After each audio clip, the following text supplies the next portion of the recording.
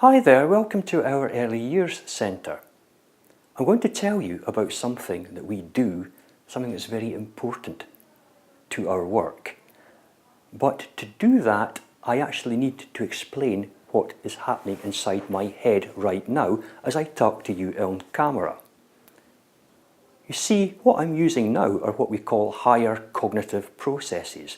I'm drawing things from my distant memory, working with them in my working memory so that I can tell you a story that makes sense. It's in sequence. Also, I'm controlling myself. I'm using self-regulation. I'm ignoring distractions and I'm putting effort into this. Now, some people say that these processes are all controlled by one particular part of my brain. We call it the executive centre. That's sort of true, but if you put wires on my head, you would notice that little systems all over the place are lighting up all at once. It's a coordinated process. These different parts of my brain all developed at different times while I was growing up. Some of them took less time to develop than other parts. But all that development had something in common. One, it was sequential, meaning that the later bits depended on the existence of the earlier bits. It was also cumulative, meaning that complex bits that came later depended on simple bits that came earlier. Before I go on, let's go for a walk.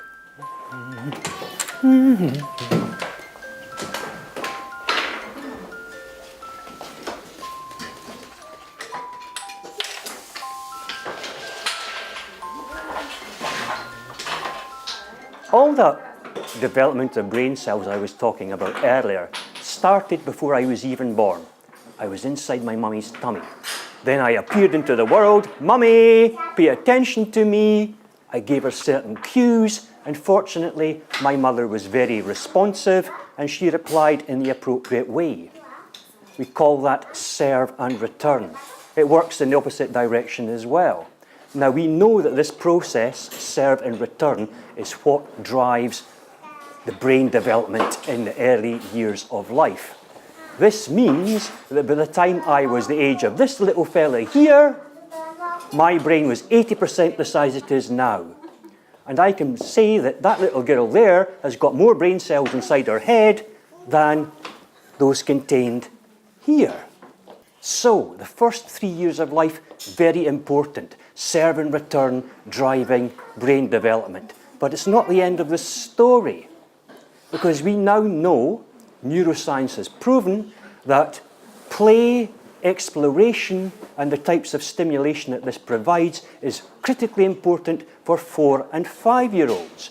Because that's about the time when the brain is deciding what brain cells to discard, what it's going to do with the ones that it keeps, forming them into complex little systems, and how to join them together. And we now know that that process is vitally important for these higher cognitive functions I was talking about and self-regulation. There's a problem. Nowadays, mums and dads are increasingly busy, increasingly distracted, increasingly stressed. One of the main sources of that distraction is this thing. So, we have invented a little way of distracting parents from the distractions, if you see what I mean. We encourage parents to tell stories, to bring the world alive for their children. They could be chopping carrots in the kitchen. Tell the child what you're doing. Help the child explore, and if you do that, you'll discover that you are distracted from all those stressors, all those distractions. We call it enchantment. O господин Miczkin.